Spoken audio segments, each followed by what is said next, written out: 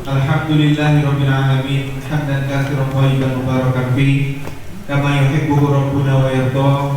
Asyhadu an la ilaha illallah wahdahu la syarika lah wa asyhadu anna Muhammadan abduhu wa rasuluh sallallahu alaihi wa ala alihi wa ashabihi wa tabi'in wa tabi'in wa man tabi'ahum bi ihsan ila yaumiddin. Qala Allah Ta'ala fil Qur'anil Karim, ya ayyuhalladzina amanu taqullaha haqqa tuqatih wa la tamutunna illa wa antum muslimun. Ya ayyuhan nasu taqu rabbakumul ladzi khalaqakum min nafsin wahidah wa khalaqa minha zawjaha wa batha minhuma rijalan katsiran wa nisaa'a wattaqullaha alladzi tasaaluna bihi wal arham innallaha kana 'alaikum raqiba. Sadaqallahul adzim.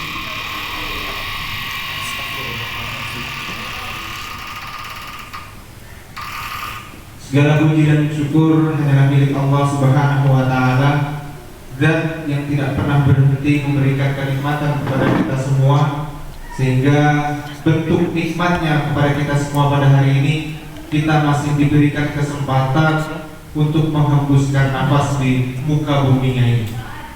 Salawat dan salam tak lupa marilah kita haturkan kepada Nabi Muhammad Rasulullah Sallallahu Alaihi Wasallam, suri tauladan yang mulia, mujahidud dakwah, manusia yang memperjuangkan dakwah, manusia yang memperjuangkan Islam, sehingga sampai dengan detik ini kita semua bisa menikmati ajaran atau agama yang penuh dengan kebenaran ini. Dan mudah-mudahan kita selalu berdoa kepada Allah kelak di yaumil akhir kita mendapatkan syafaatnya. Amin ya rabbal alamin. Yang terhormat Bapak Hamam Huwaidi Eskom selaku Wakil Kepala Sekolah SMK Budi Warman 1, yang terhormat dan yang kita nantikan ilmunya Bapak Ustadz Taufik Eskom SHI MPDI. Selamat datang di acara pada sore hari ini. Sebelum kita melaksanakan kegiatan pada sore hari ini, tentunya Bapak akan menyampaikan susunan acara yang akan sama-sama kita laksanakan pada hari ini. Acara yang pertama yaitu pembukaan, yang kedua lantunan ayat suci Al-Quran, yang ketiga sambutan dari Bapak Hamam Huwaidi Eskom selaku Wakil Kepala Sekolah SMK Budi Warman 1, dan yang kelima yaitu acara inti materi review buku bacalah dengan tema menghidupkan kembali semangat membaca. Mengingat waktu yang sudah mulai sore, marilah sama-sama kegiatan pada sore hari ini kita awali dengan membaca basmalah bersama-sama. Bismillahirrahmanirrahim. Mudah-mudahan dengan bacaan basmalah tadi menghantarkan kita pada kegiatan hari ini dari awal hingga akhir penuh dengan keselamatan, kelancaran, dan selalu dinaungi ridhonya Allah Subhanahu wa Ta'ala. Selanjutnya masuk kepada acara yang kedua, yaitu lantunan ayat suci Al-Quran yang akan dibacakan oleh Ananda Zuhair. Kepada Ananda Zuhair, tafadhol alaihi masykur.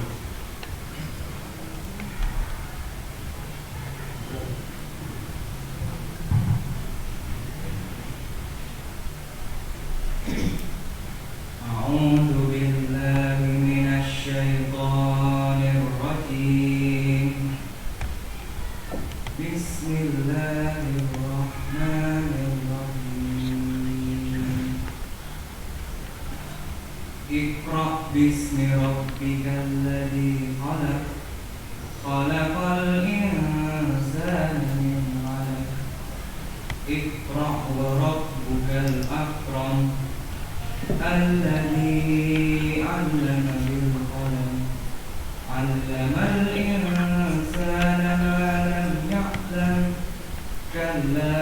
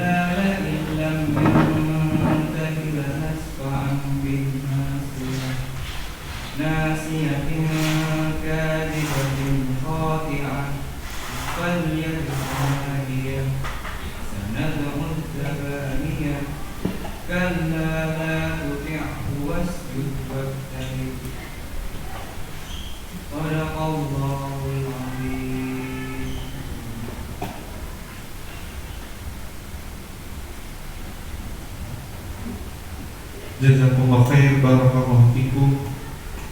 Setelah tadi lantunan ayat suci Al-Quran yang sudah dilaturkan oleh Ananda Zuhair, mudah-mudahan dengan lantunan ayat suci Al-Quran tadi menambah semangat kita untuk mempelajari Quran, menghafal Quran, dan mengamalkan Quran dalam kehidupan sehari-hari kita. Amin ya rabbal alamin. Masuk kepada acara yang ketiga, yaitu sambutan dari Bapak Hamam Huwaidi Eskom. Pada Bapak Hamam Huwaidi Eskom, Tafadhol alaihi masykur.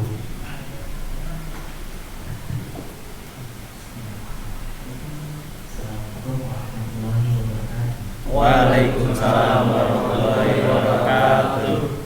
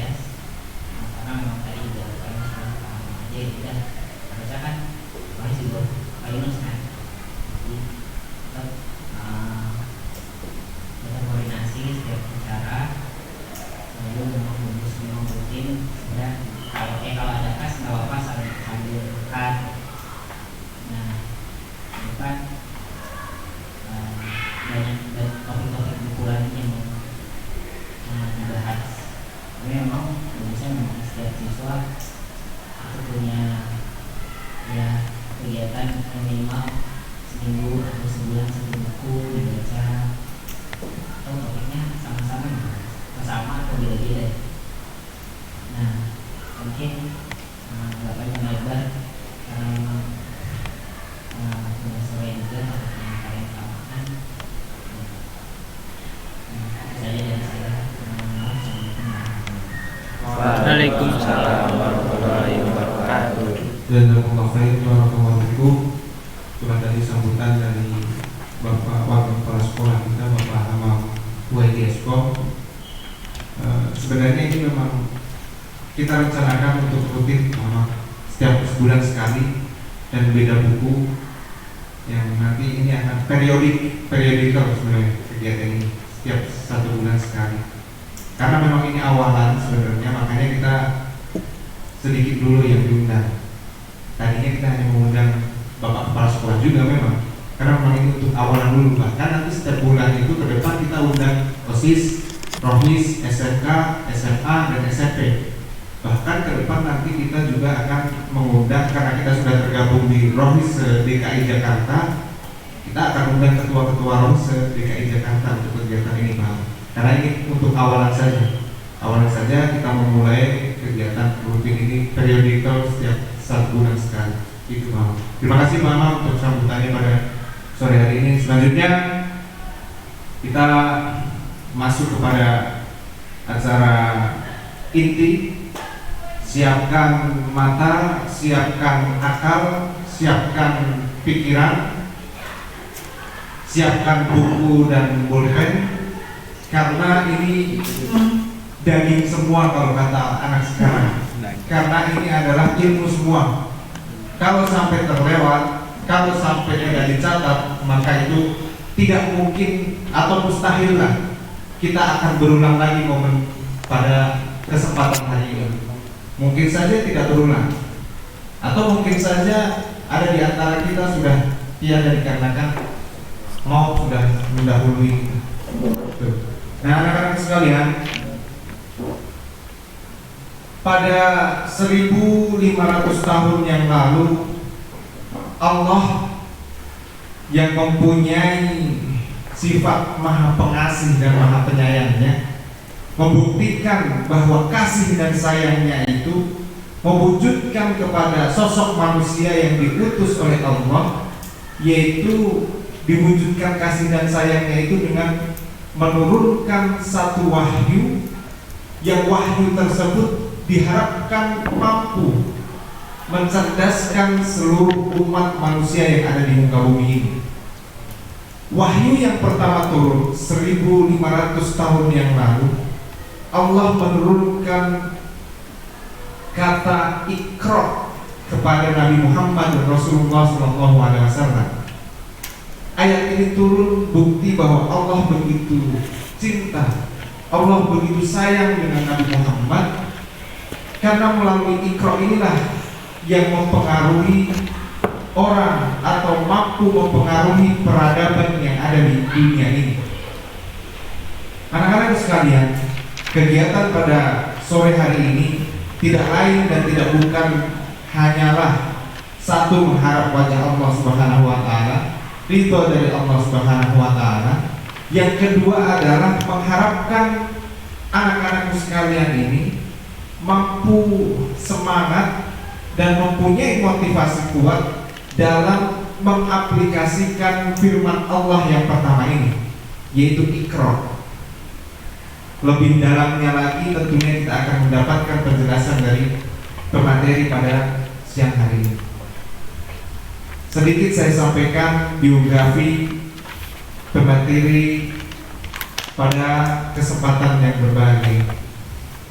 Beliau bernama Ustaz Taufik Eskom SHI MPD. Di luar beliau dikenal dengan Ustaz Taufik Abu Al-Faruqi Eskom SHI MPD. Beliau lahir di Cirebon 1981. Menyelesaikan jenjang pendidikan SD, SMP, SMK semua di Cirebon. Kemudian masuk kepada jenjang pendidikan S1 S1-nya beliau 2 kali. S1 yang pertama yaitu jurusan komputer, makanya gelarnya ada Eskom, sarjana komputer, itu di Sekolah Tinggi Ilmu Komputer di Cirebon. Kemudian gelar yang keduanya yaitu sarjana hukum Islam, itu diselesaikan di Jakarta di Universitas Ibnu Khaldun Jakarta. Kemudian gelar yang terakhir yaitu Magister Pendidikan Islam, diselesaikan di Universitas Islam Jakarta. Jadi jenjang pendidikannya beliau kalau dihitung itu ada 6: SD, SMP, SMK, S1-nya 2 kali, S2-nya 1 kali. Dan ke depan beliau juga sedang melanjutkan di jurusan psikologi, kebetulan bersama Bapak juga. Anak-anak sekalian, kemudian beliau di sini bekerja di yayasan. Beliau juga menjadi guru di komputer. Kemudian di luar beliau menjadi dosen di Universitas Ibnu Khaldun Jakarta. Beliau juga menjadi pembina dan penasihat saya di Dewan Kemakmuran Masjid Universitas Ibnu Khaldun Jakarta. Beliau juga menjadi pembicara tetap di Bank BRI Pusat untuk masalah keagamaan. Beliau juga menjadi pembicara tetap di Masjid BRI, Masjid Komplek Perumahan BRI di Rawasari. Nah, tidak perlu panjang lebar, cukuplah itu biografi. Mudah-mudahan bukan masalah menyombongkan, tetapi menjadi motivasi bagi kita semua untuk semangat belajar, untuk semangat sekolah sampai jenjang tertinggi, ya dokter, kalau bisa kalian nanti profesor semua, amin ya rabbal alamin. Tapi semua itu tidak bisa tercapai kalau kalian tidak ikro, tidak bacalah. Kalian bisa tinggi jenjang pendidikannya jikalau kalian juga semangat untuk membaca. Itu. Langsung saja kita serahkan kepada Ustaz Taufik, Eskom, SHI, MPD. Tafadhol alaihi masykur. Boleh sambil makan, yang penting jangan sambil. Bismillahirrahmanirrahim. Assalamualaikum warahmatullahi wabarakatuh. Waalaikumsalam warahmatullahi wabarakatuh. Alhamdulillahirabbil alamin, hamdan katsiran thayyiban mubarakan fihi kama yuhibbu rabbuna Allah. Asyhadu an la ilaha illallah wahdahu la syarika lahu wa asyhadu anna Muhammadan abduhu wa rasuluhu sallallahu alaihi wa alihi wa ashabihi wa tabi'in wa tabi'in wa man tabi'ahum bi ihsan ila yaumil din. Bismillahirrahmanirrahim. Fa idza bariqal basar wa khasafal qamar wa jumi'a asy-syamsu wal qamar yaqulul insanu yawma idzin ayna al-mafar kalla la wazar ila rabbika yawma idzin mustaqar yunabba'ul insanu yawma idzin bima qaddama wa akhar balil insanu ala nafsihi basirah walau alqa ma'adhirah la tuharrik bihi lisanaka lita'jala bihi inna 'alaina jam'ahu wa qur'an fa idza qara'nahu fattabi' qur'anah thumma inna 'alaina bayanah. Shadaqallahul 'azim wa shadaqa rasuluhun nabiyul karim wa nahnu 'ala dzalika minasyahidin wa syakirin walhamdulillahi rabbil alamin. Amma ba'd. Yang saya hormati Bapak Hammam Huwaidi Eskom selaku Wakil Kepala Sekolah Bidang Kurikulum, dan juga Bapak Ilyas Maulana MPD selaku guru dan juga pembina di Rohis SMK Budi Warman 1 itu Roman, dan juga anak-anakku sekalian yang Bapak cintai, mudah-mudahan selalu diberkahi oleh Allah Subhanahu wa taala, kemudian memiliki motivasi belajar yang kuat sehingga bisa sesuai dengan apa yang kalian cita-cita. Ada yang kurang yang disampaikan tadi moderator, itu formal. Informalnya orang ikut informal, kita bebas saja, nyantai aja, nggak usah pegang. Informalnya, Bapak itu privat agama itu dari kecil, dari SD, sebelum SD ke NU-an, di sini NU semua ya, ke NU-an itu dari SD sampai SMP. Seluruh kiai-kiai NU itu Bapak datangi disuruh oleh Bapak. Salah satunya guru saya Bapak sendiri, karena Bapak termasuk tokoh dan juga ketua MUI di Cirebon. Jadi Bapak Muhammad Al-Junaid sebagai guru pertama, kemudian Kiai Harun Rashid, Kiai Jumo dan sebagainya itu seluruhnya ada DNU. Kemudian SMP Bapak privat lagi itu ke Muhammadiyah. Jadi Bapak mempelajari Muhammadiyah juga. Muhammadiyah seperti apa? Ada Kiai Sanusi, ada Kiai Mursi dan sebagainya. Kemudian ketika SMA atau SMK, waktu itu Bapak SMK-nya di sana akuntansi. Makanya dalam salah satu background Bapak pernah jadi asisten media akunting selama 2 tahun setengah. Di SMA Bapak belajar ke tokoh-tokoh Persis, dan juga ada tokoh-tokoh yang lain. Itu Kiai Idris dan sebagainya. Kemudian ketika S1 Eskom, Bapak sekalian santren Cirebon, yaitu Bia Usunnah dari 99 sampai 2004. Bia Usunnah di situ kebanyakan para asatidahnya itu satu dari Pakistan, yang kedua dari Madinah, yang ketiga dari Mesir, yang keempat dari Yordan, jadi campur di situ. Makanya Bapak tidak heran dan tidak terlalu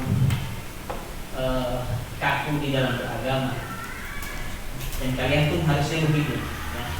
Jangan merasa ke NU-an kalian paling NU, yang lain sesat, gitu ya. Begitu juga bisa yang Muhammadiyah, jangan sampai karena saya Muhammadiyah yang lain baru sesat, jangan sampai. Tapi kita keberagaman berislam, maka kita harus kendalikan atau kita harus tolak ukur dengan keilmuan. Makanya yang pertama kita harus review dari buku tipis dulu. Kita buku tipis, yaitu buku yang jumlahnya hanya 151 halaman. Nanti kalau sudah review bukunya sudah banyak, kalian nanti akan mereview sebesar buku ini sekitar 1078 halaman. Iya Pak, 1078 halaman, nanti segini nih. Nah itu sampai mati. Kalau tambah langsung bego. Itu sedikit review. Nah belum ke organisasi, banyak nanti ya, malah nanti backgroundnya nanti bisa 1 jam sekali ya. Yang Bapak ingin sampaikan adalah, ini kita singkat saja karena kalau terlalu cepat, terlalu lama juga kasihan takutnya bosan. Oh iya, untuk khusus Bapak terlalu banyak khusus juga ya, sampai bingung nggak ada yang hafal. Termasuk khusus bahasa Inggris sampai 4 itu saking pengen pinternya tapi segini aja. Tapi semuanya Bapak lanjutkan dan Bapak lakukan dikarenakan bagian dari kesadaran berinteraksi dengan agama, kesadaran berinteraksi dengan kehidupan. Maka kesadaran itu harus dibangun di dalam mencari ilmu. Harusnya yang namanya review buku itu ya, nanti ini anak-anak sekalian sudah disampaikan sama Ketua Rohis ya. Kita akan review buku salah satunya ini, yaitu Bacalah. Dikasih waktu 2 minggu kan? Benar nggak? Kasih waktu 2 minggu untuk cari bukunya. Kalau ada yang ketemu, beli, cari yang murah. Kalau ada yang second, cari yang second. Kalau ada yang PDF, cari PDF-nya ya, biar tidak bermodal. Karena ini kan udah muka-muka yang tidak mau bermodal. Makanya cari yang PDF. Kita harus jujur. Muka bapak juga cari yang nggak mau bermodal juga. Karena ini nggak bermodal. Harusnya kalian sudah punya ini, sehingga di rumah kalian baca dulu bab per bab. Setelah itu kalian bisa sampaikan apa yang sudah kalian pahami. Kemudian bapak berikan sedikit ya sinopsisnya sebagai bagian dari mengantarkan pada pemahaman yang benar ketika membaca buku. Kebetulan yang membuat buku ini bukan bapaknya, yaitu Suherman. Kamu tahu gurunya Suherman? Sekijat. Ya Pak? Nggak tahu ya, bapak juga nggak tahu. Ya kan bukan murid bapak juga. Tapi yang jelas Suherman MS ini mungkin sekarang udah doktor ya. Beliau adalah lulusan dari Unpad, Universitas Pajajaran, ya jurusan perpustakaan, S1 S2 di sana. Kemudian dia setelah lulus dia membuat satu LSM, ya lembaga swadaya masyarakat yang namanya Masyarakat Literasi Indonesia. Kalau di SMK apa itu gerbong literasi. Kalau ini Masyarakat Literasi Indonesia. Kalau bapak nanti bikin gerbong angker. Jadi kalau yang masuknya bodoh angker itu, ya, ditanya sampai mampus nanti. Terus beliau juga sebagai konsultan motivator untuk belajar. Beliau juga bekerja di LIPI, Lembaga Ilmu Pengetahuan Indonesia ya, sebagai pustakawan ahli. Buku yang ditelurkan oleh Bapak Suherman ini sangat banyak sebenarnya. Salah satunya adalah Bacalah. Kalau yang sering pegang Fahmi, kalau waktu masih di TK, Iqra. Cuma di Indonesia kan yang Bacalah, sama aja kan. Terus ada buku juga tentang peradaban, ya, dialog peradaban dan sebagainya. Bukunya beliau sekitar ada 6 atau 7 buku ya. Nanti kalau ada yang mungkin mereknya seperti ini atau penulisnya Suherman MSI dari Unpad, ya, salah satunya mungkin nanti kalian bisa lihat. Kenapa Bapak ambil buku ini? Ini mau jawaban jujur apa bohong? Jujur. Ya, kalau jawaban jujur, karena yang tipis cuma yang ini kan. Kalau bohong, oh bagusnya bagus sih. Itu namanya marketing. Tapi memang isinya sangat bagus. Bapak sudah bolak-balik membaca, ya, dan membaca juga referensi yang dia tulis atau yang dia jadikan referensi. Referensi ini juga Bapak cari. Ya, di belakang itu ada daftar pustaka. Artinya daftar pustaka itu dia menulis buku ini berdasarkan referensi buku ini. Referensi bukunya Bapak cari juga. Ya. Termasuk juga ada yang berbahasa Arab. Seperti ini salah satunya ada buku yang berbahasa Arab. Ya, sudah beliau terjemahkan atau mungkin beliau baca yang terjemahan. Dan ini luar biasa bagus. Kalau cara membaca buku, jangan lihat tebalnya dulu. Kalau lihat tebal gini, kalian pingsan duluan, heran ya. Padahal isinya kosong, bukunya isinya kosong. Kalian baca belakangnya dulu. Itu sinopsis yang paling jelas. Dari seluruh buku, isinya adalah nanti yang akan diuraikan itu. Jadi kalian sudah punya gambaran di awal tentang apa yang ingin kalian baca. Itu yang pertama. Setelah itu, cukup nggak Pak? Belum. Itu udah dapat ilmu? Belum. Baru kemudian penerbitnya, pengarangnya siapa, lihat daftar isinya. Di daftar isinya ada berapa? Ada 5 bab. Babnya apa saja? Yang pertama buku dan peradaban. Yang kedua kemudian membaca kembali Mahaguru Peradaban. Yang ketiga menghidupkan kembali semangat membaca Mahaguru Peradaban. Yang kelima tanggapan cendekiawan Muslim Indonesia. Yang keenam cara minatnya atau cara minat baca seperti apa. Itu cukup Pak? Belum cukup. Habis itu kamu baca, ya, baca sedikit-sedikit. Nah, Bapak tentunya tidak mungkin membaca atau menguraikan seluruh buku ini, namanya juga review. Review itu berarti sinopsisnya saja ya. Kenapa dia menulis dengan bahasa bacalah? Waktunya berapa lama?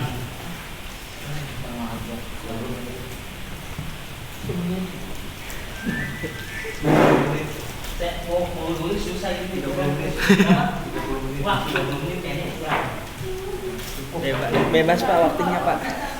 Cukup ya? 20 menit. Karena ini adalah rohis.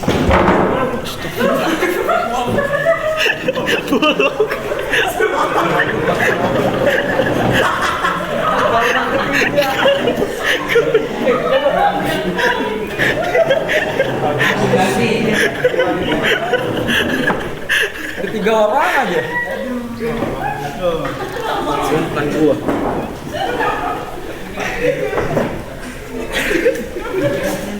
Kaget sih.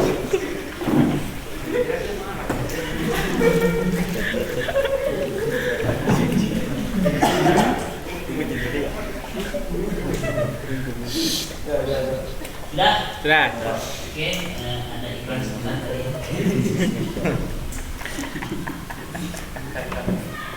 Karena ini rohis, bukan roh kris. Rohis. Maka bahwa yang kalian dijadikan referensi adalah tentang peradaban Islam. Karena beliau ini, Bapak Suherman ini, dia membawa perubahan peradaban dalam dunia Islam. Karena itu sudah merepresentasikan dunia. Kita tidak sedang membahas peradaban Eropa atau peradaban Kristen gitu. Ini yang dibahas adalah peradaban Islam yang sudah menjadi representasi dunia. Karena kalau kita lihat sejarah, flashback sedikit, bahwa sekitar 13 abad umat Islam itu menjadi pemimpin dunia dan juga menghegemoni dunia 3/4 daratan dunia. Itu di bawah kekuasaan kaum muslimin. Seluruh tempat, seluruh wilayah, seluruh penjuru semuanya berkiblat kepada peradaban Islam. Ingat tidak? Semuanya berawal atau berkiblat kepada peradaban Islam selama 1 milenium atau 1300 tahun. Ini bukan waktu sebentar ya.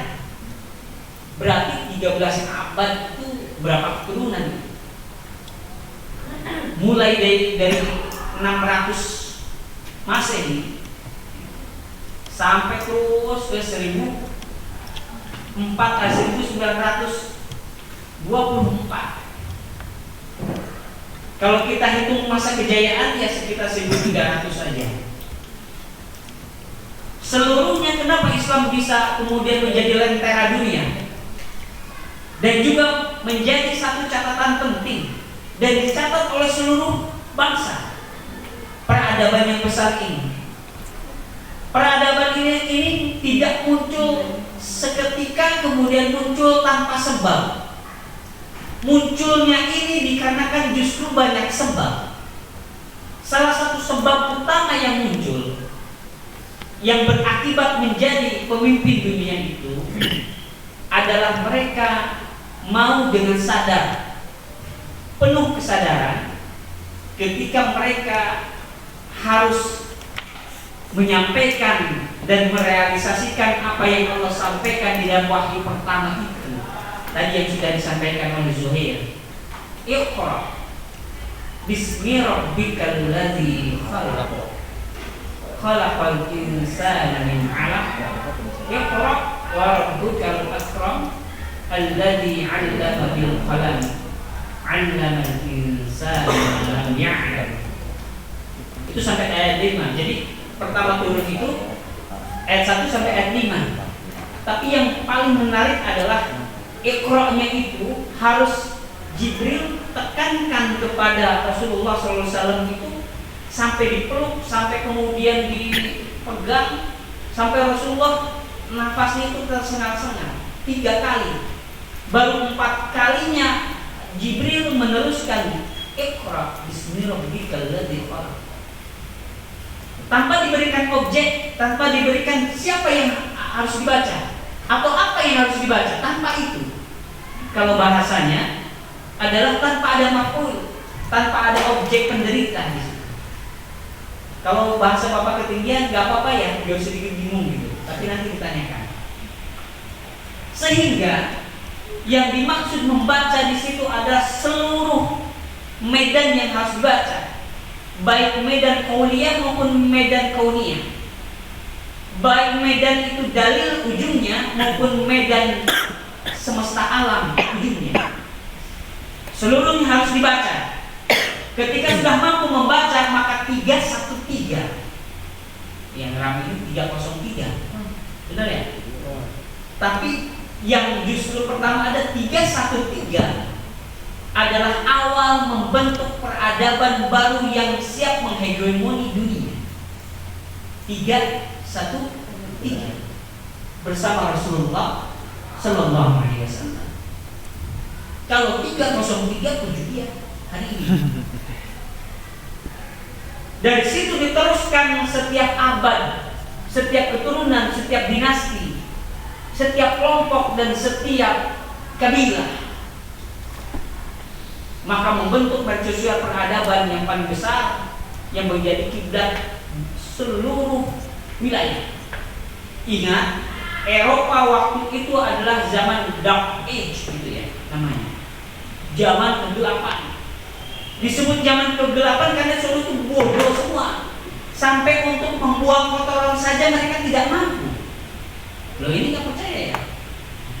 Mereka membuang kotoran saja di jalan-jalan, tidak tahu bagaimana caranya membuang kotoran. Bahkan dalam salah satu profesor yang meneliti di zaman kegelapan itu, yaitu Rohib Astirjati, dia menulis bahwa Eropa waktu itu ketika Islam begitu tingginya, peradaban Islam begitu tingginya, nah Eropa waktu itu mandi aja nggak bisa. Cara mandi yang benar, cara cuci tangan yang benar itu nggak bisa. Itu Eropa zaman kegelapan. Hari ini kita disuruh cara cuci tangan yang benar, balik lagi kayak Eropa kegelapannya. Karena pas ada COVID, bagaimana cara cuci tangan yang benar? Terus diputar-putar di TV, berapa kali detik dan sebagainya. Padahal peradaban Islam sudah tinggi. Kenapa hari ini baru diajar cuci tangan saja? Terus apa penyebab kaum muslimin dan Islam itu begitu tinggi? Suherman MSI yang menulis bahwa mereka tidak lepas dari literasi buku dan literasi baca. Itu ya. Mereka semua tidak lepas dari literasi baca. Pembacaan mereka terhadap buku, membaca mereka terhadap buku sudah pada tingkat kegilaan. Bahkan sudah sampai pada tingkat kegilaan ketika mengumpulkan buku untuk dibaca. Makanya sampai pada bibliomania. Atau kalau sekarang sebenarnya holik-holik gitu ya. Misalnya orang yang suka berbelanja berlebih-lebih itu sebutnya shopaholic. Itu kegilaan dalam berbelanja. Nah, kalau kegilaan membaca dan menyimpan buku itu namanya bibliomania. Sampai pada tingkat itu ketika peradaban itu tinggi. Maka tidak ada peradaban tinggi kecuali dia harus sejajar dengan tingkat baca bukunya tinggi. Tidak ada satupun peradaban yang pernah ada yang itu menjulang tinggi kecuali mereka adalah para pembaca dan gila bacaan. Itu ya. Yang ingin Bapak sampaikan adalah tentang kegilaan mereka membaca. Karena membaca adalah budaya orang-orang yang punya peradaban tinggi dan maju. Catatannya. Bapak ulangi, membaca itu, literasi membaca adalah budaya orang-orang yang memiliki peradaban tinggi dan maju. Tidak ada satupun peradaban yang tinggi dan maju kecuali literasi bacanya begitu tinggi. Bahkan sampai pada tingkat kegilaan tadi itu. Makanya tidak mungkin orang, tidak mungkin satu wilayah, tidak mungkin satu generasi dia terlepas dari buku. Tidak mungkin. Dipisahkan kalian dari buku berarti dipisahkan kalian dari kegilaan. Kegilaan di dalam mencari ilmu. Maka buku ini menjadi satu keharusan.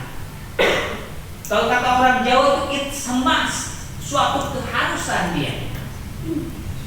Satu keniscayaan kalian bergaul dengan buku. Saya Bapak sampaikan, sebagian yang disampaikan oleh Bapak Soeherman. Sampai kepada tingkat kegilaan, dan itu sudah pada peradaban maju, ya. Nah, kaum muslimin ketika mengenal buku dan sudah dibukukan, dulu kan belum ada buku. Ya. Kalau ada buku pun bukan hanya kertas kan. Jadi ceritanya di tahun 713 Masehi, nah nanti banyak angka-angka. Bapak tulis aja ya. Kalau disampaikan saja kalian lolos dari ilmu. Di tahun 713 Masehi, ini ada seorang yang namanya Urwah bin Zubair. Oh my god. Tapi ini Zubair yang Urwah bin Zubair itu seorang ulama besar, tokoh, ilmuwan, al-hafidh dan sebagainya. Bukan dari condet. Kalau dari condet baru baca Quran dulu ya. Ini orang pertama kali dari kaum muslimin. Selain kaum muslimin, semua dalam keadaan masa kegelapan, ingat ya. Jadi Eropa yang hari ini kalian bangga-banggakan itu dulu, ya Allah, tadi untuk buang kotoran aja nggak bisa. Kalau dulu di Aceh atau mungkin di Jawa, di pedalaman, itu ada namanya jamban lempar ya, atau WC lempar. Jadi kalau BAB-nya misalnya ini bukan jorok ya, BAB-nya di kebun, habis itu masukin plastik terus lempar, lempar. Nah itu yang nasib siap ketipu, dia batu buruk semalamnya. Itu zaman Eropa dulu begitu. Ya, buang kotoran aja nggak bisa, kemana? Mandi aja tuh dia kesini. Nggak percaya kan, makanya baca buku. Kalau nggak baca buku makanya nggak percaya. Itu Profesor Dr. Ragib Nasirjan sudah meneliti. Urwah bin Zubair orang pertama yang membukukan lembaran-lembaran. Artinya pertama kaum muslimin membukukan, ingat ya, membukukan ilmu pengetahuan, bukan Quran ya, membukukan pengetahuan, membukukan.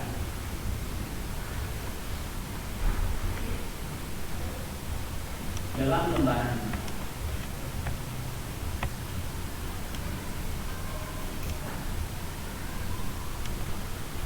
Dialah orang yang pertama membukukan lembaran-lembaran bebas dikumpulkan, tapi belum jadi kertas ya, bukan kertas. Ya, mungkin dari kulit ya, kulit dikumpulkan, atau dulu itu ya, namanya Lontar. ya, daun lontar ya, daun lontar itu kan kuat, jadi kalau ditulis dia akan hilang. Kumpulkan ya, dijahit, jadi membentuk kitab, membentuk buku. Itu awal dimulai. Maka kemudian diteruskanlah oleh muridnya saja gelarnya Al-Imam Az-Zuhri.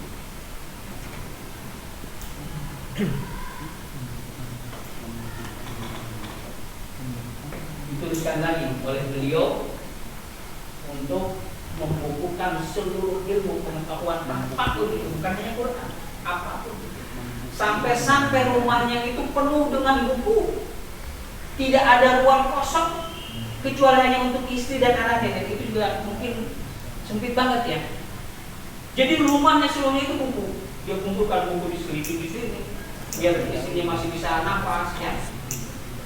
Makanya istri itu sampai bilang, demi Allah, buku-buku ini membuat jengkel daripada istrimu yang 3 itu ya. Karena Imam Azuri dikit-dikit ngumpulin buku buat dibaca. Sampai rumahnya itu penuh buku. Udah kayak perpustakaan. Beliau Al-Imam Az-Zuhri murid dari Urwah bin Zubair. Nah, dari proses ini kemudian dilanjutkan secara umum oleh Bani Umayyah. Saya masih banyak menerangkan ini ya, biar sampai kalian nanti gila agar cari buku. Obat biar tidak gila itu baca buku. Bani Umayyah meneruskan kegiatan mengumpulkan buku.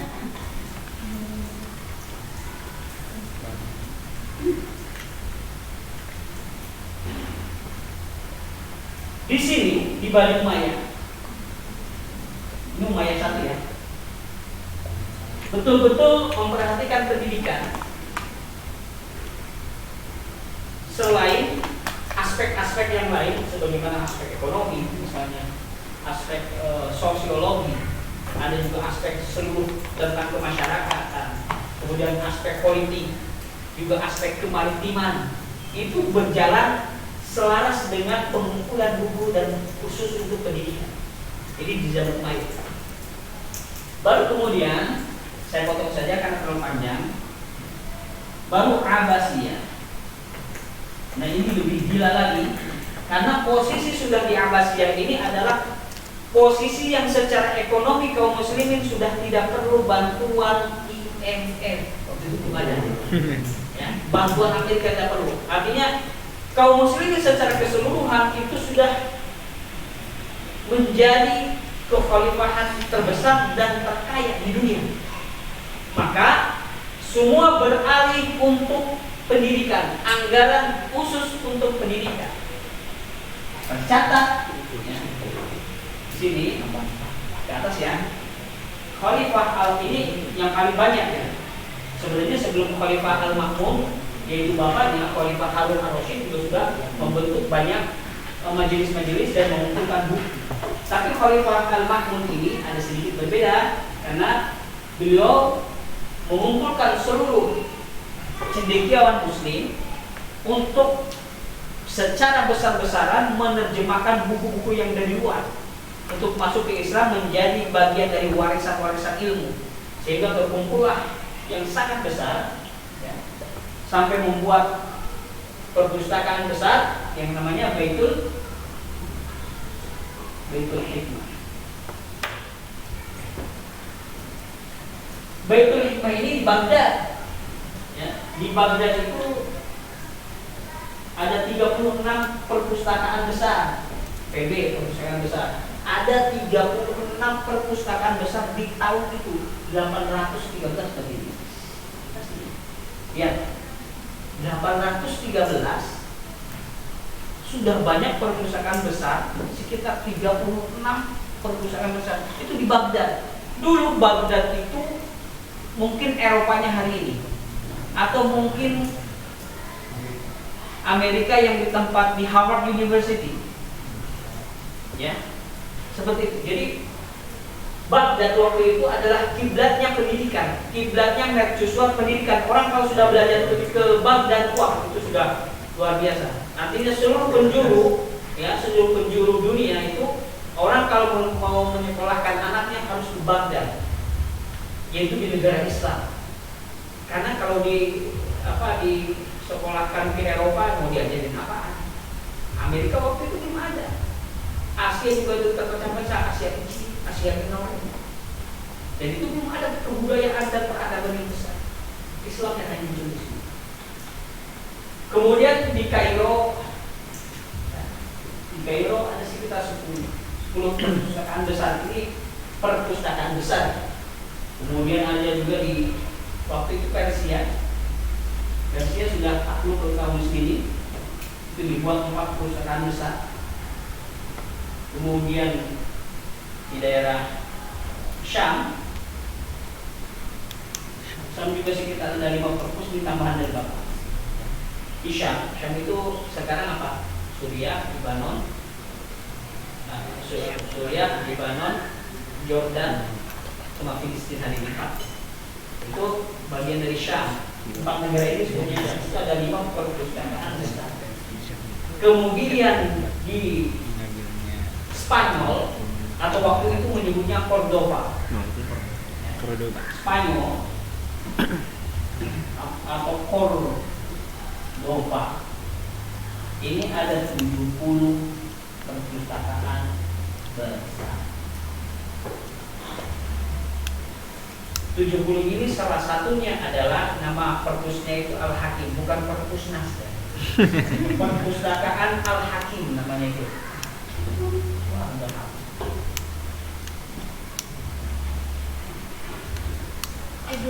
Ini sudah ditulis? Sudah ya? Mami sudah ditulis belum, Mami?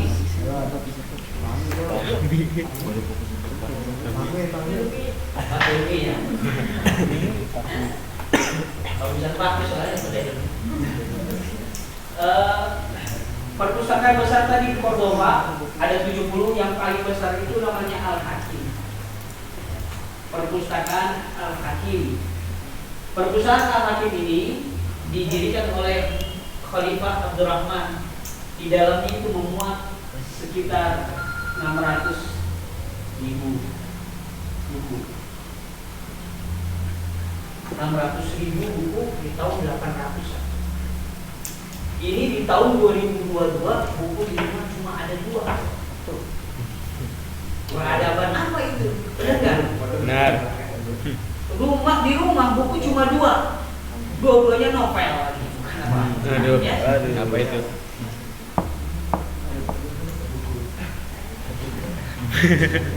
Artinya apa? Kenapa begini? Pak, kenapa berbicara perpus dan berbicara buku?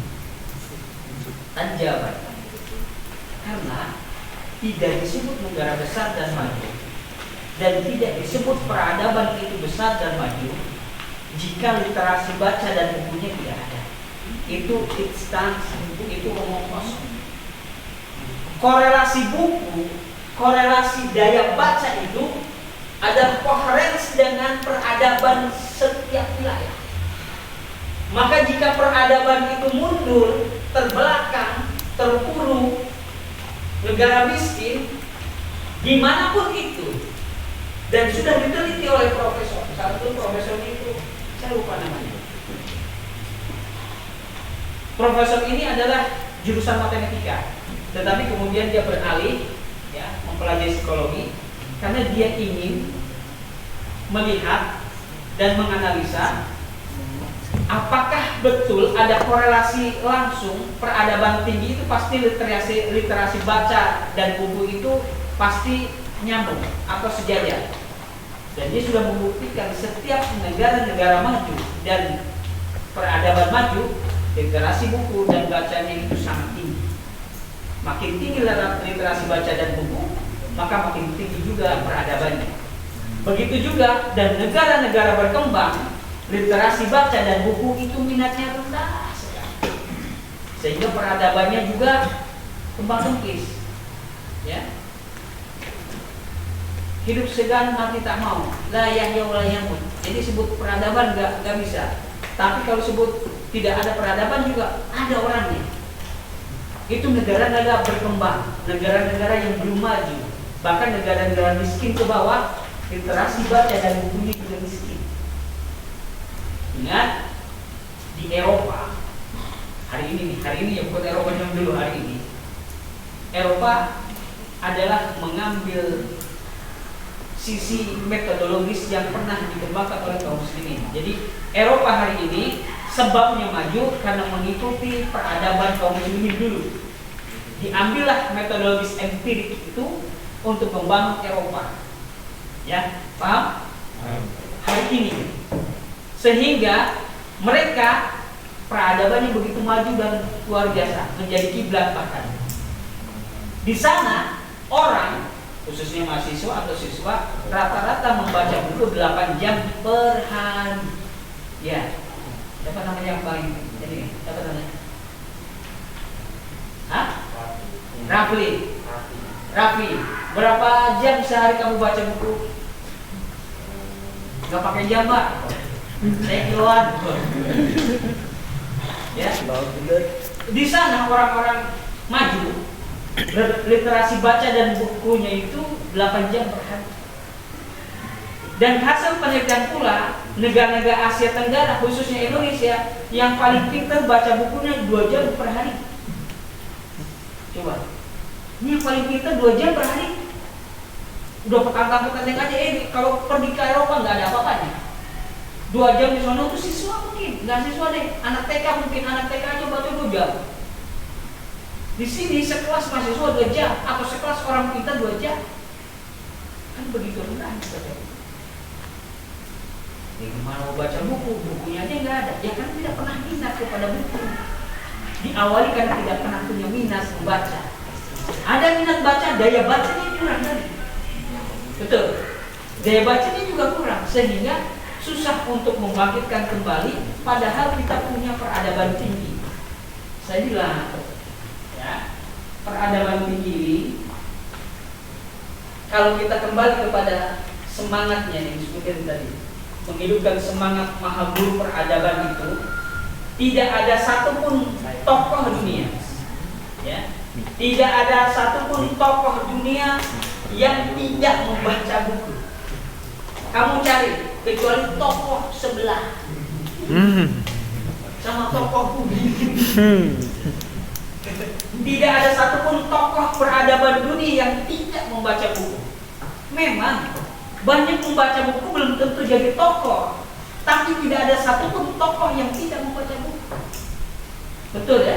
Betul. Oke, kita lihat ya. Betul tidak kalau semua tokoh itu pasti membaca buku dan pasti punya buku di rumah, bahkan punya perpustakaan pribadi.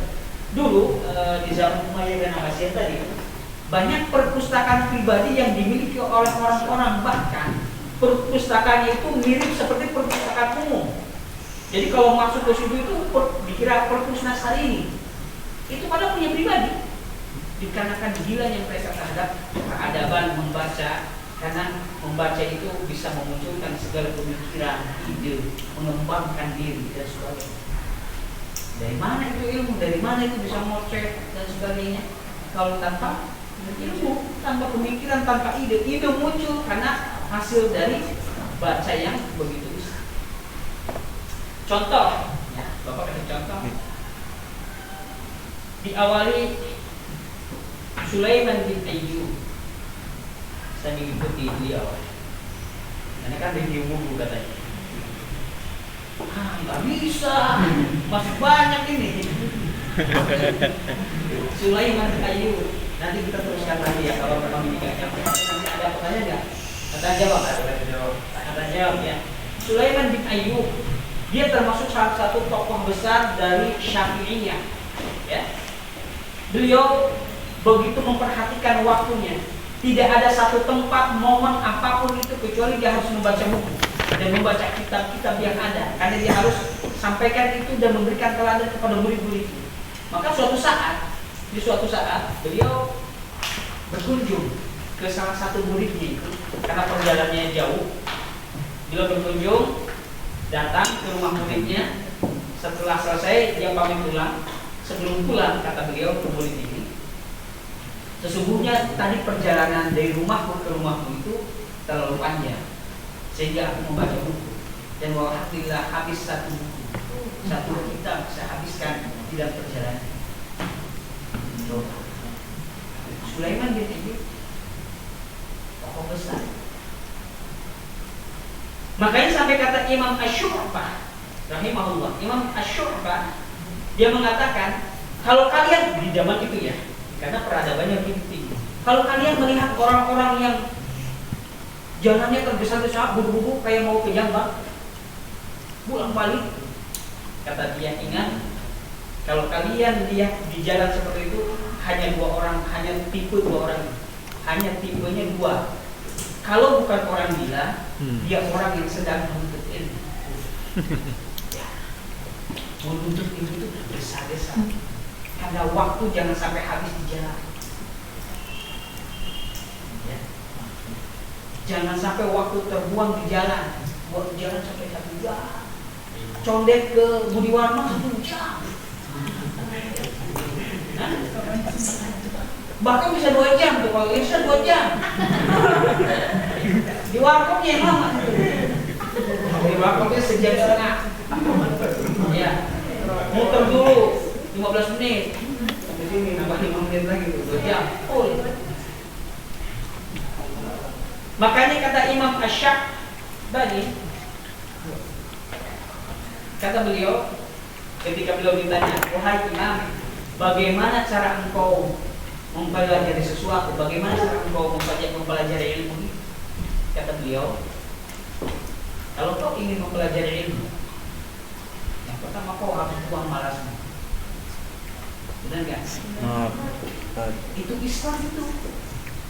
Islam itu paling benci dengan at-takasur.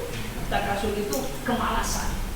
Hari ini di Jepang, di setiap di taman-taman itu, taman di sana itu bukan buat nongkrong, orang suruh bawa buku. Itu di taman, bukan buat ngobrol. Makanya di setiap taman itu terus the laziness is our enemy. Kemalasan itu adalah musuh kami. Semua di taman-taman tempat itu. Padahal itu adalah milik kaum muslimin. Benar gak?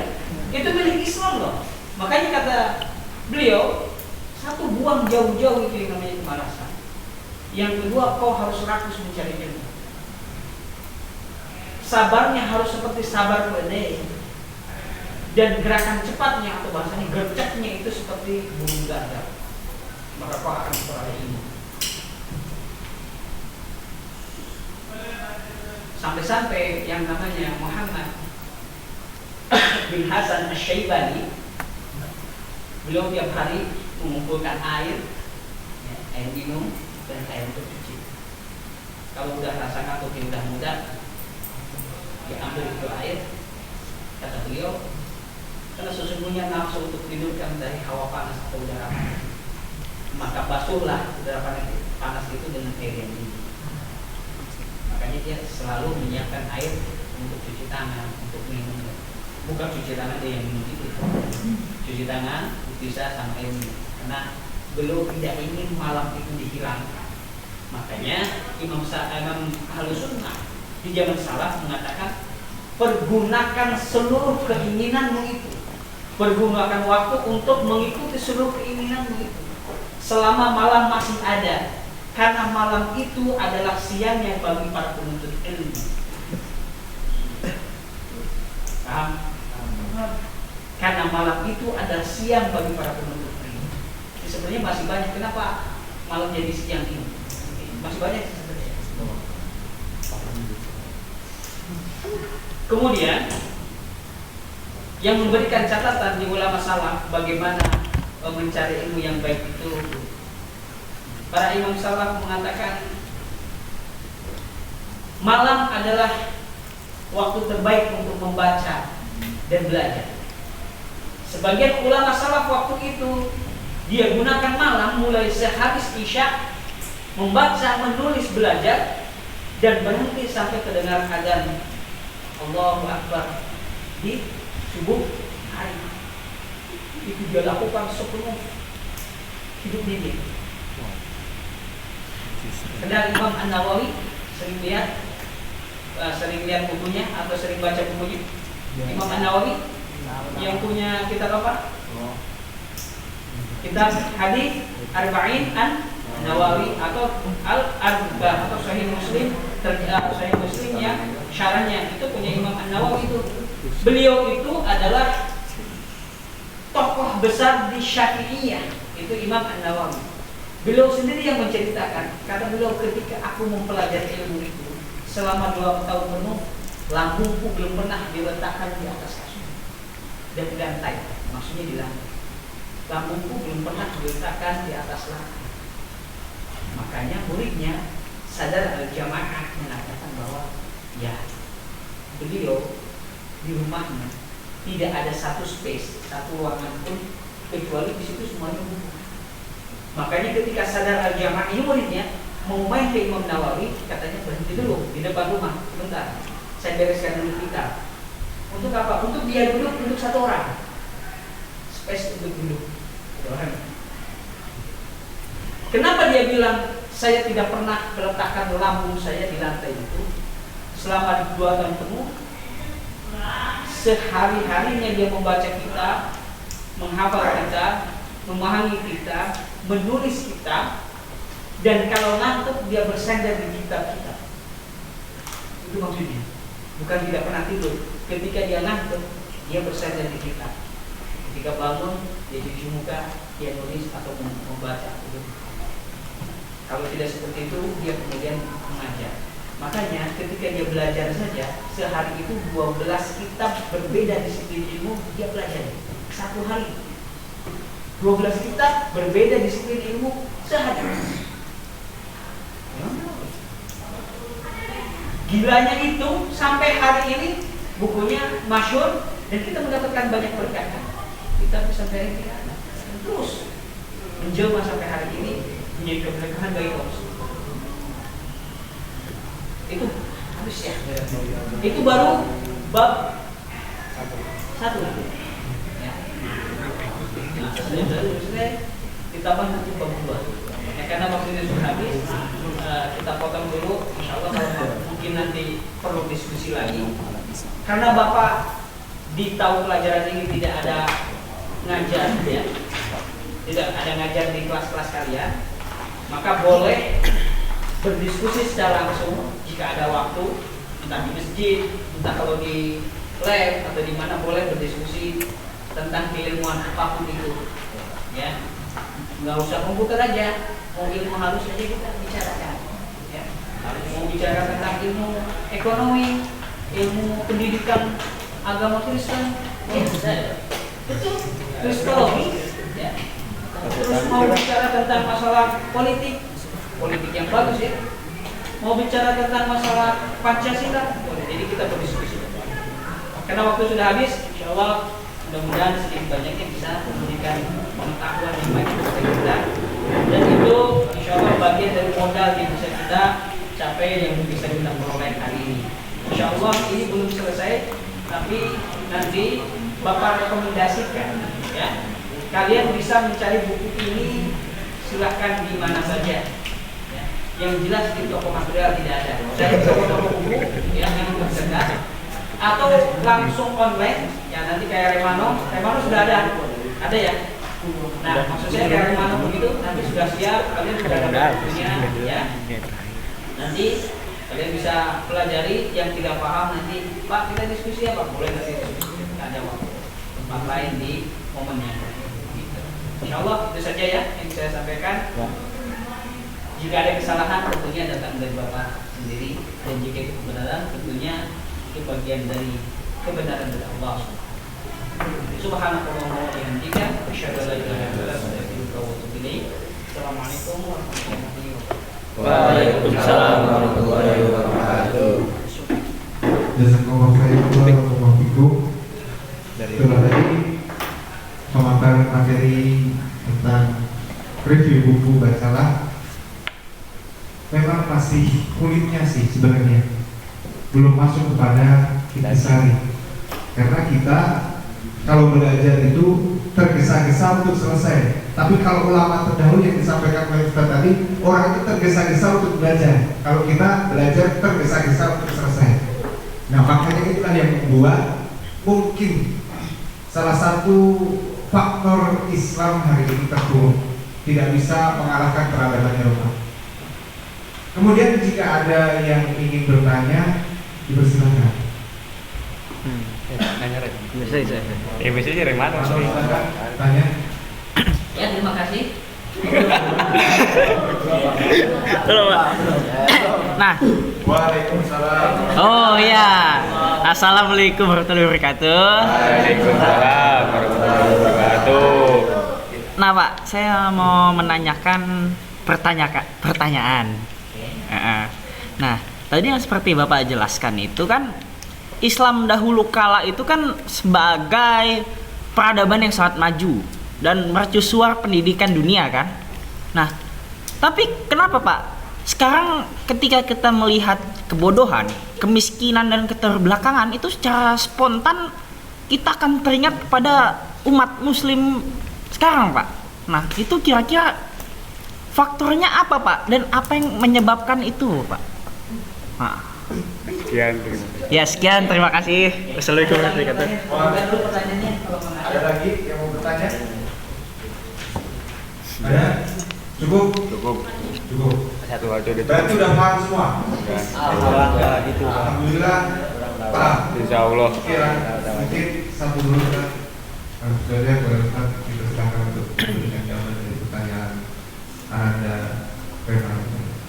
Bang. Baik. Yang dimaksud remanu itu adalah adanya missing link.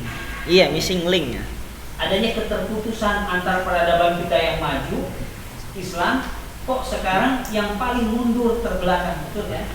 Nah, salah satu tadi yang sudah Bapak sampaikan, salah satu missing link itu adalah ketika kita tidak mengambil wahyu pertama dan meninggalkan wahyu pertama.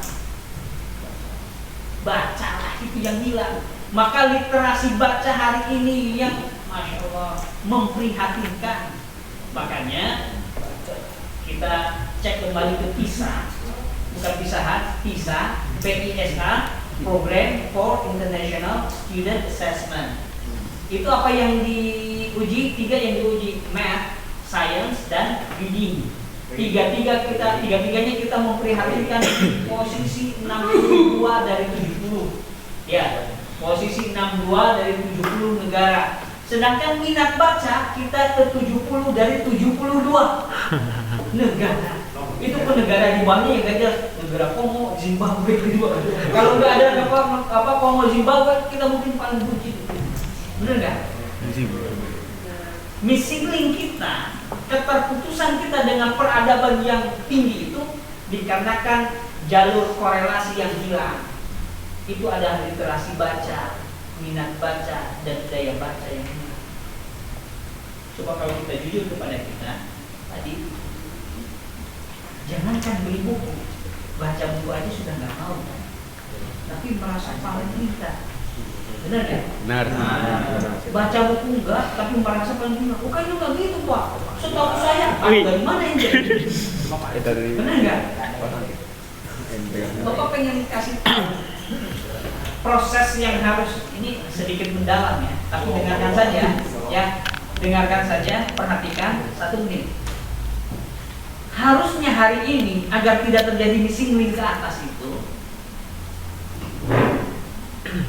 ini harus kita lihat sudah pada proses peradaban maju ini.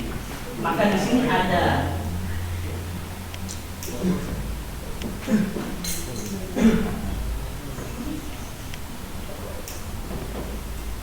maka di paling ujung atau paling bawah kalian sudah pada fundamental and basic skill.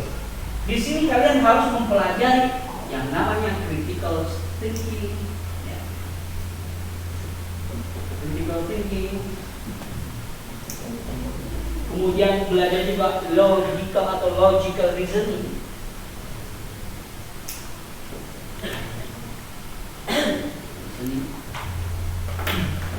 Juga belajar metakognisi. Kemudian kalian juga harus mempelajari bagaimana cara memotivasi dan belajar.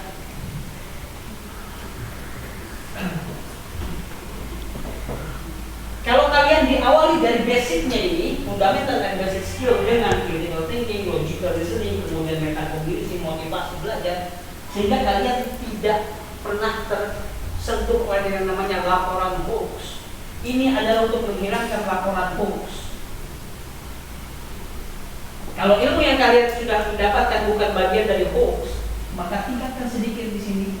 Ada namanya self knowledge. Kemudian kalian harus belajar relationship,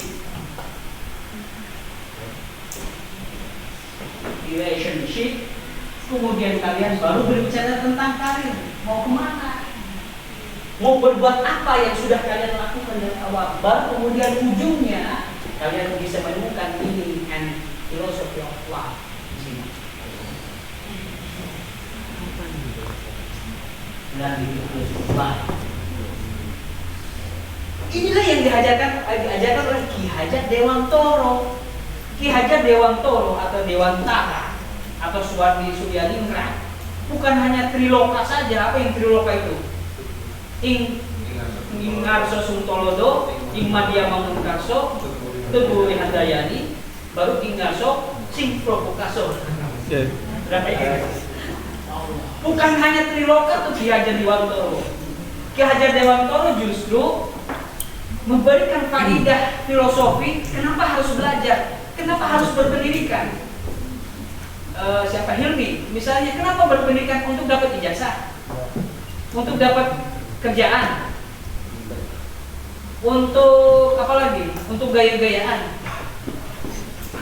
Yang disebutkan Ki Hajar Dewantoro, diingat-ingat ya, ini di semester 2 S2 pendidikan, yang diajarkan oleh Ki Hajar Dewantoro adalah memerdekakan manusia sehingga dia selamat raganya dan bahagia jiwanya.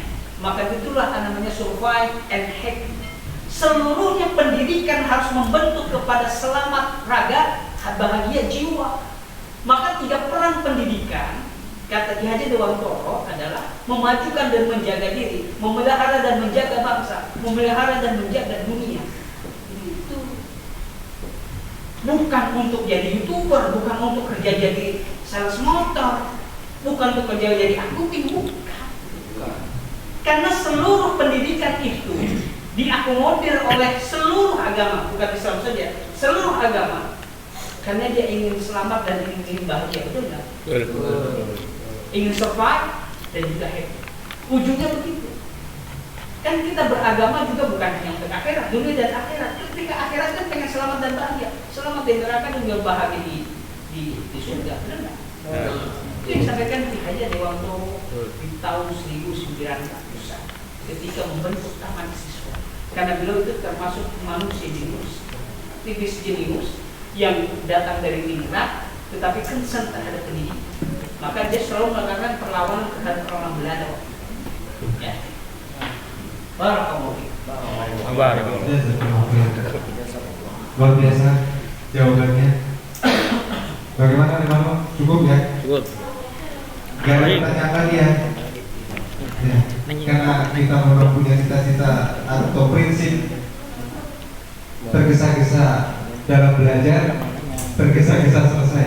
Makanya kalau lagi belajar pengennya cepat-cepat selesai terus. Oke. Anak-anak sekalian, sedikit perhatikan sebelum kita akhiri. Itulah tadi pemaparan materi dari Pak. Mau nanya. waktunya kayaknya sudah sudah setengah pengalaman dan pengalaman. Mungkin di luar sini, di luar dari acara ini bisa tanya langsung. Intinya satu, Tuhan sudah menyampaikan firman-Nya. Kalian beriman kepada Allah, kalian beriman kepada kitabullah, berarti kalian harus mengamalkan kitab yang diturunkan oleh Allah. Pertama yang diturunkan oleh Allah adalah Iqra atau bacalah. Berarti kalian harus semangat dalam membaca.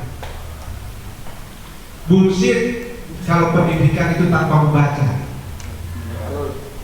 Omong kosong kalau kalian dikatakan pelajar tapi tidak pernah membaca. Maka dari detik ini kalian sudah harus berikrar bahwa sehari saya harus membaca buku dalam sehari saya harus membaca buku. Mulai dari ini. Kemudian Qur'annya juga jangan lupa. Karena itu yang utama. Qur'annya. Muslim kan? Muslim. Itu saja mungkin. Mudah-mudahan menjadi pundi-pundi ilmu yang begitu banyak bagi kalian semua apa yang disampaikan pada hari ini, dan mudah-mudahan kita bisa berjumpa lagi di materi-materi yang akan datang. Insya Allah mudah-mudahan kegiatan ini bisa berlangsung secara periodikal.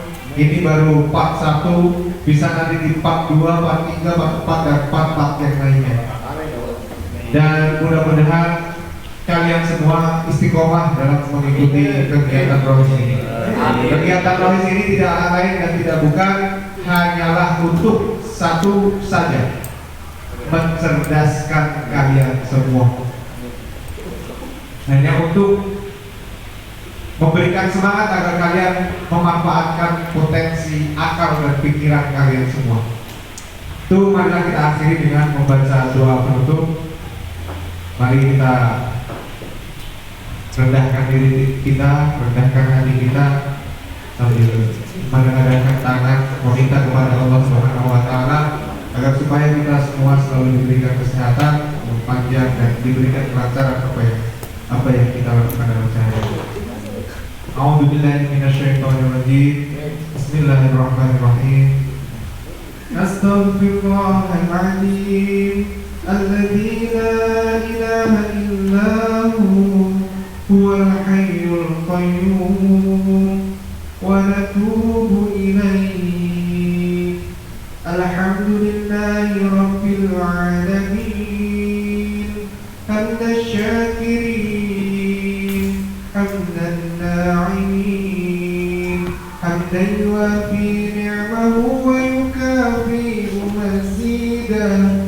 Ya Rabbana lakal hamdu kama yanbaghi li jalali wajhikal karim, li jalali wajhikal karim wa 'azimi sultanik. Allahumma salli ala sayyidina Muhammad salatan tunjina biha min jami'il ahwali wal afat wa taqdi lana biha jami'il hajat wa tutahhiruna biha min jami'is sayyi'at wa tarfa'una biha 'indaka a'la ad-darajat wa tuballighuna biha aqsal ghayat min jami'il khairati fil hayati wa ba'dal mamat. Ya ilahana wa khaliqana wa raziqana, Allahumma ighfir lana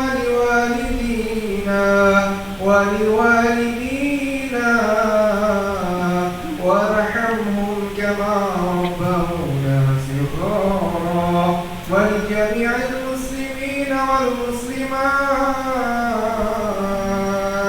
wal mu'minina wal mu'minat al ahya'i minhum wal amwat. Rabbana zalamna anfusana wa in lam taghfir lana wa tarhamna lanakunanna minal khasirin. Rabbana atina fid dunya hasanah wa fil akhirati hasanah wa qina adzaban nar wa qina adzaban nar wa qina adzaban nar.